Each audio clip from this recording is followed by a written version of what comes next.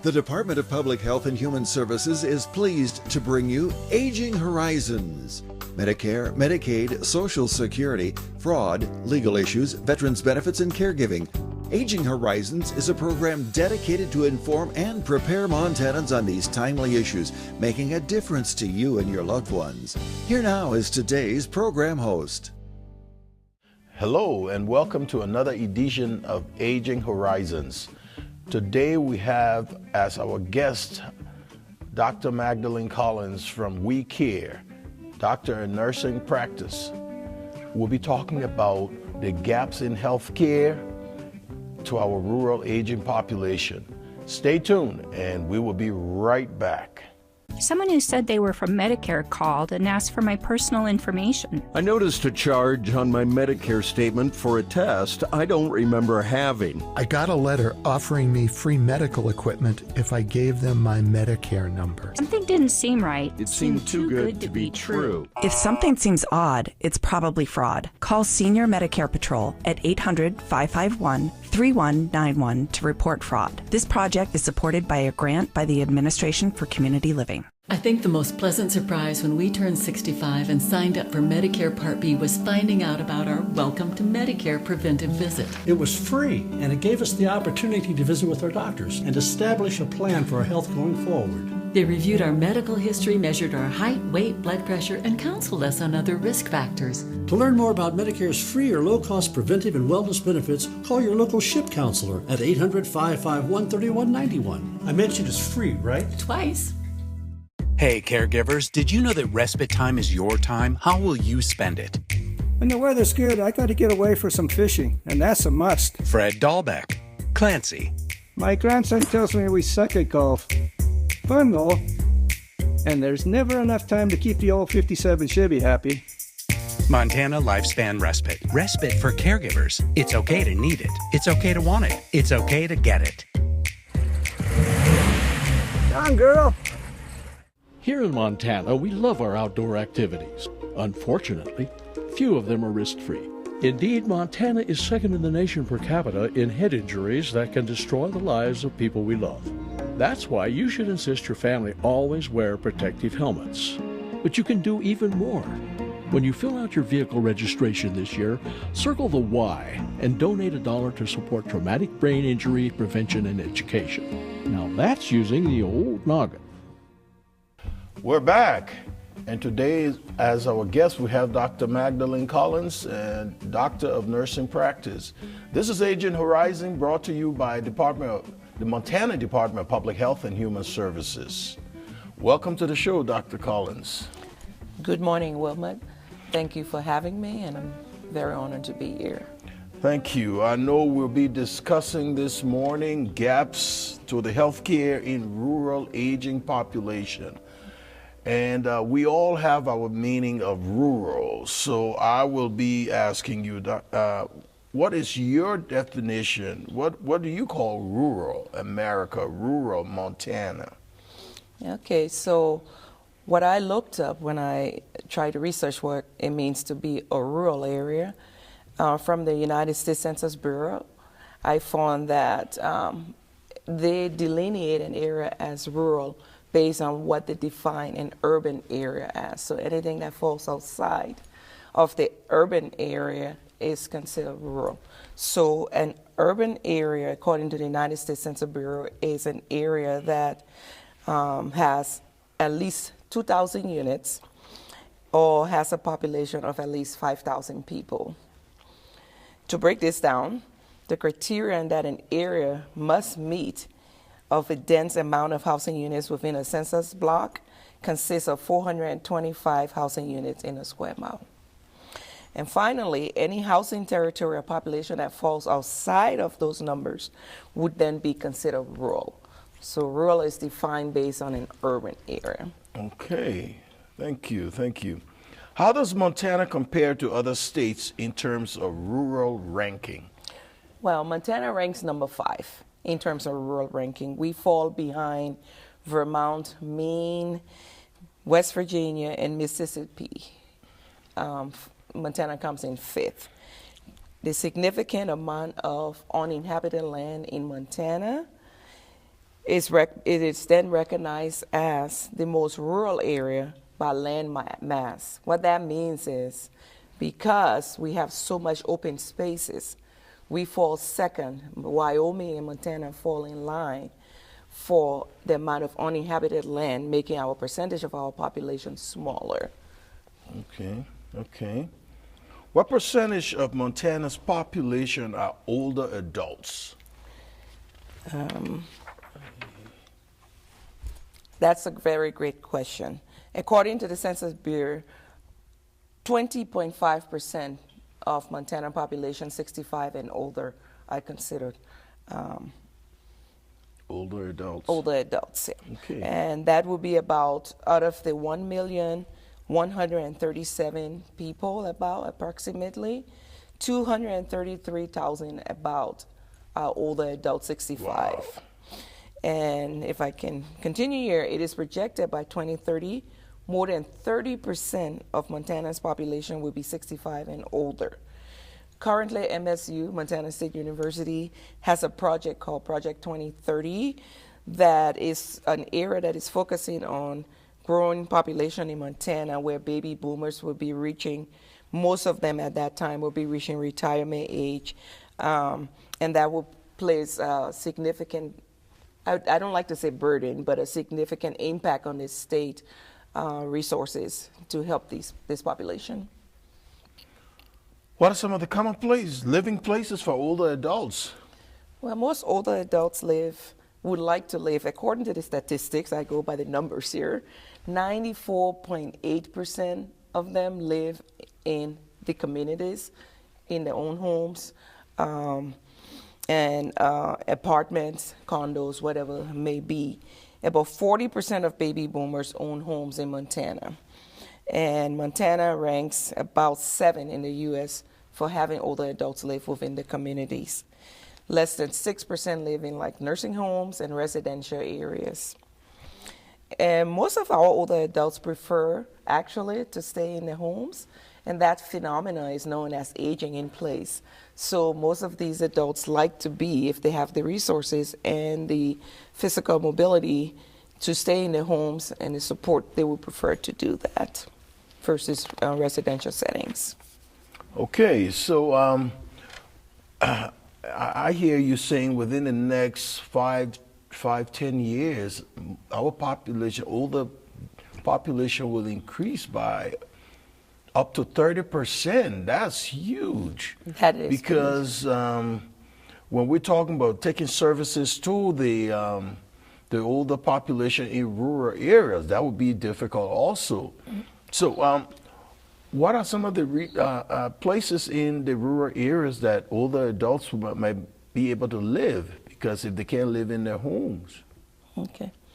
So if we address some of the obstacles to and barriers to health care, where older adults can live in the community, we have retirement home, assisted living homes. Some of them who might need memory care will live in memory care or in nursing homes. Okay. Well, thank you, Maddie, if I may. Yes. Thank you. I know we'll be talking about accessing healthcare in rural community in our next section. So I'm looking forward to how we will be able to access healthcare in our rural area because, as a matter of fact, I think we are considered frontier here in Montana. So, but I'm sure this will be interesting as we access the care. So I'm going to talk to my audience. Stay tuned, and we will be right back for another edition or another section. So stay tuned, and we will be right back.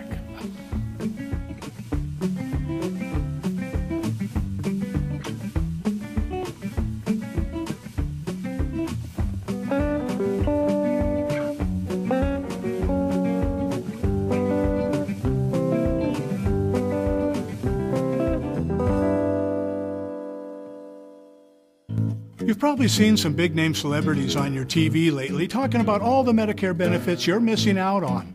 But the insurance companies who are paying for these ads may be pushing benefits not available in Montana. Fortunately, help is available from a friendly state health insurance assistance program counselor who can help you sort it all out. It's free, and we screen everyone for eligibility regardless of your zip code. It's Montanans helping Montanans. Call today. Today, class, we'll be discussing the term ombudsman, a word we borrowed from the Swedes and never gave back. Say you're a resident or you have a loved one in long-term care. Now, what do you do if you're not happy with the care and services you receive? You call your long-term care ombudsman, of course. Your ombudsman is available to support you and your rights. An advocate on your behalf could be the ticket. This is your home. If you have questions, the numbers right there below me have all the answers. Class dismissed. I was diagnosed with diabetes in 1992, and I went into denial. It made me angry. I was a professional chef, and I didn't want to change my eating style. It took me a long time to get serious about managing my health. My perspective changed from resentment to one of loving my body, the container for my spirit. Getting help from my diabetes educator supported my goals of improved self-care. I want to feel good and have a great life. My diabetes educator helps me do this. A message from FireSafe Montana. At FireSafe Montana, we have years of experience working with effective forest management plans. Planning is a key part of creating a healthy forest and being able to manage wildland fire. Which do you think looks better, this or this, where a well-designed fuel reduction plan was implemented? We can help you design a workable mitigation plan. This message brought to you by FireSafe Montana and aired by the Montana Broadcasters Association. We're back, and we've been talking to Dr. Magdalene Collins, Doctor of Nursing Practice, and we've been looking at the statistics for in rural Montana on the older population, the aging population. So now we have done the statistics. Let's look at the problem. We'll be accessing healthcare in rural communities in older adults. What are some of the problems? What are some of the common obstacles, barriers to accessing healthcare in rural areas of Montana? Well, thank you for that question. That's a great question also. In Montana, we talked about how dense, sparsely populated it is. People are scattered throughout the state in rural areas. So we make a joke in Montana that sometimes we have more cows than we have people. So some of the barriers that the older adult population face are like transportation, the weather. So transportation, do they have efficient transportation to be able to get to appointments or to a medical facility? Right. The weather is a big factor in Montana, you know, and I know. So when we look at the winter months, it's pretty long. Right. It can run anywhere from October to May, and this population may struggle to get to appointments. They may be snowed in, especially the ones in the rural areas, rural counties. We also look at access to healthcare workers. There's a huge shortage in healthcare workers, doctors, nurses, other specialties, CNAs. In the rural area, they lack specialty care. So oncology, cardiology, hospitals are closing, maybe lack of resources to keep them open.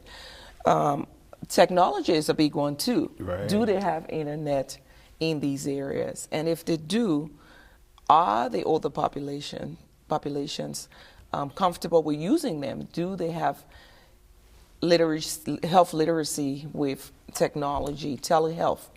Another thing might be, another barrier might be, an older person might be resistant to telehealth.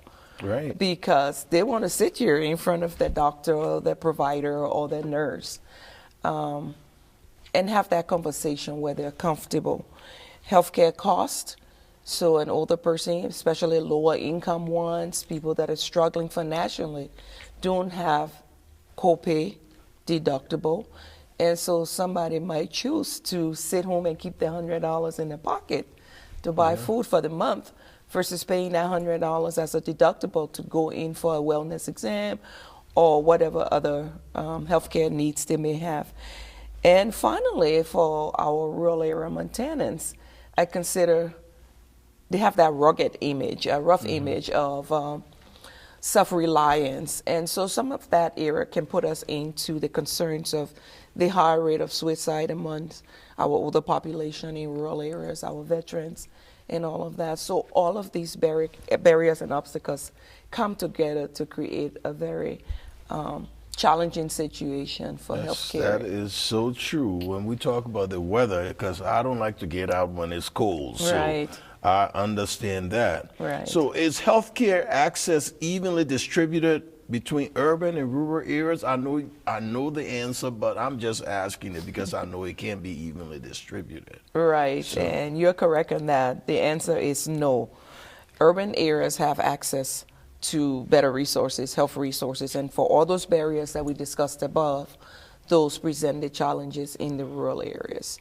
If you look at our 7 big counties, big cities, they all have hospitals, Right. freestanding clinics, numerous access to healthcare resources, unlike our dense rural areas.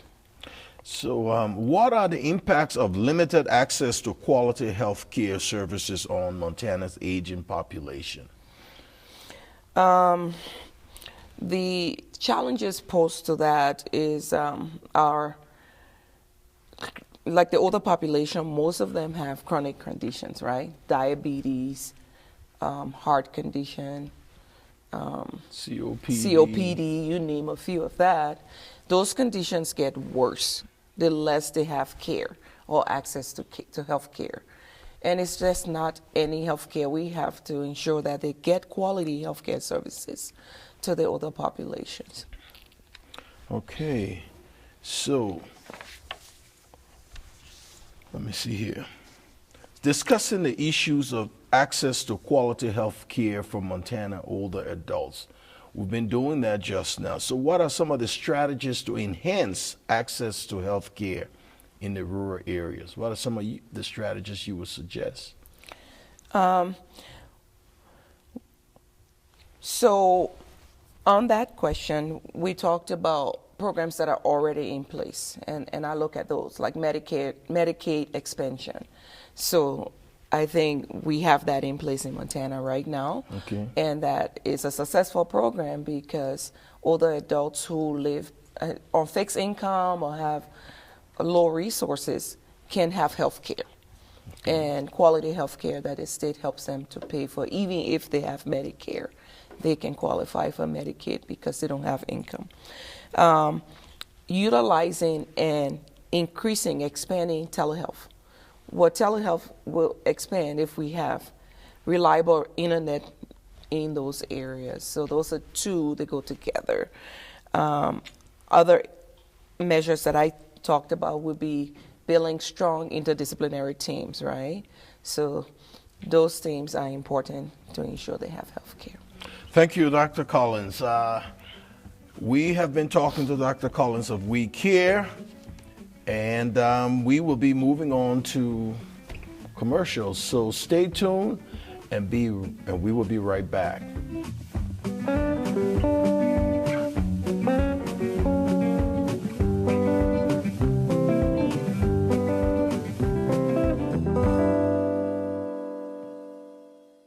With as many as 1 in 10 Americans at risk for Alzheimer's or some other form of dementia, chances are someone you know and love will receive that diagnosis. When that happens, you may well feel devastated, but know that you are not alone. Help is available. You don't have to face dementia by yourself. Call the free 24/7 Alzheimer's Association helpline, 800-272-3900, for guidance and support. It's been 27 years. I never thought I'd still be smoking, but here I am, COPD and all. I'm about to have a granddaughter. There's so much to show her, but I'm scared I won't be able to keep up like I used to. I kind of gave up on myself on quitting. But it's different now. I want to be here for her and for my daughter. Every generation produces heroes, men and women who step forward to defend our country in time of need, no matter the personal cost to themselves. And though we can never fully repay them, we can make sure they have access to low-cost, long-term care when they need it. That's what Montana's Veterans Homes are all about. If you've got a hero in need in your family, call us. We can help. This is Sergeant Jones. Please respond. I was separated from my squad. Requesting backup. Anyone? Please respond. I'm all alone here.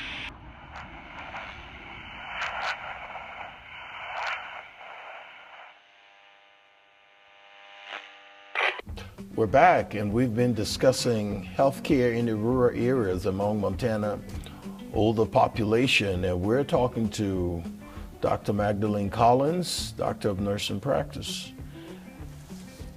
So, Dr. Collins, discussing the issues of access to quality health care for Montana older adults.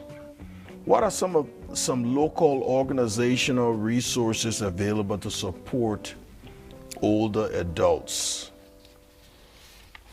and family caregiving receive improved access to quality health care? What are some of those resources available in those rural areas?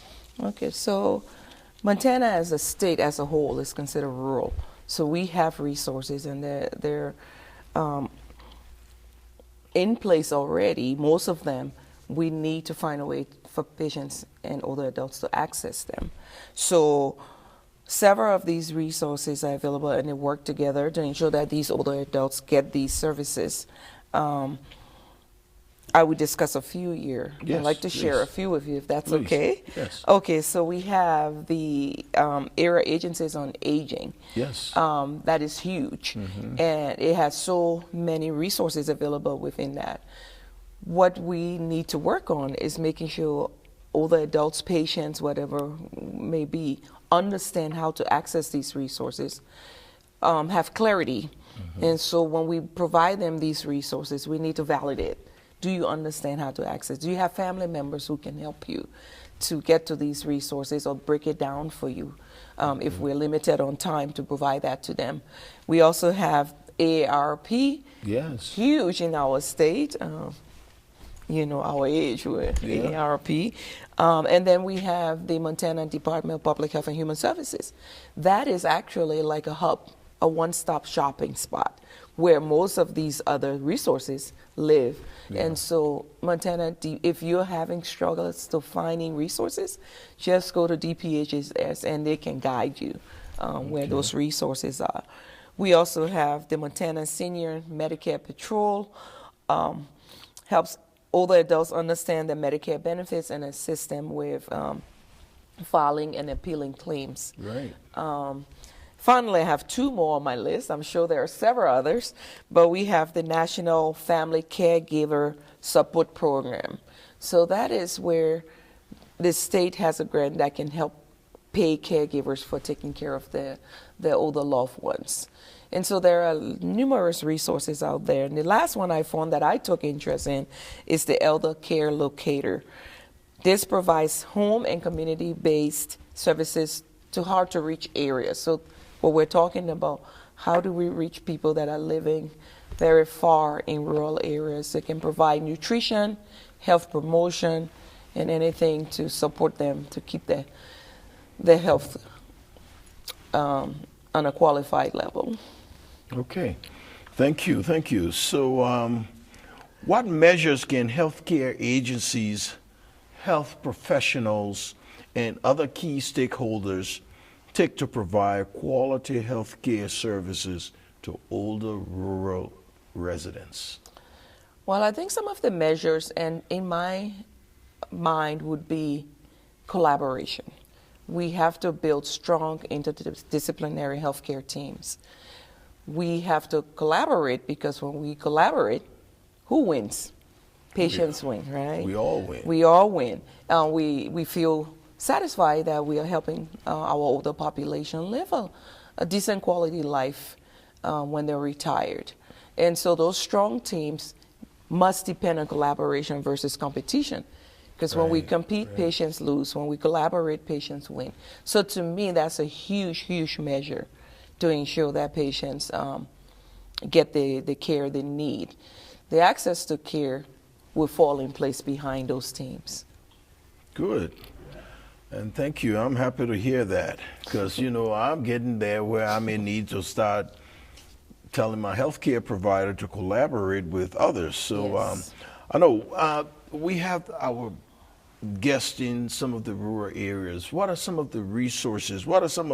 How are they to access some of these things? What are some of the best way to find information on these various programs that you just talked about?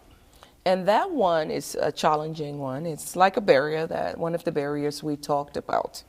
How do we get information to our older adults who in the rural areas? Most of the time they not leave their home. Right. Do they go to senior community centers where maybe most of those flyers are available? Do they know what they're looking at?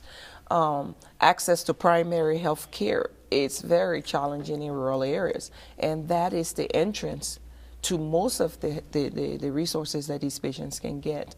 So some measures we can take is maybe building mobile teams that can, you know, maybe travel once a month and divide the states maybe into regions. It's a very large state. And so those community centers can be used to maybe have healthcare programs, you know, at those places that can provide some of those resources. So, so if I were to tell my audience, you need to go to this site or you need to go to this place, the Office of Disease Prevention, the Department of Health and Human Services, other aging agencies, the agencies on aging, you know, there are so many of these areas that they can get some of this information from. So I'm just happy that you were able to be with us today to discuss some of these gaps that we have because of the weather, the transportation, internet, telehealth. Those are all areas, barriers that our older population in rural areas struggle with. Right. In fact, some of us here in the urban areas struggle with that. Exactly. So I want to thank you for being a part of this team and giving us some information. Thank you, Dr. Collins, for coming. Thank you for having me. You bet. This has been Aging Horizon, and I've been your host, Wilmot Collins. We'll see you next time.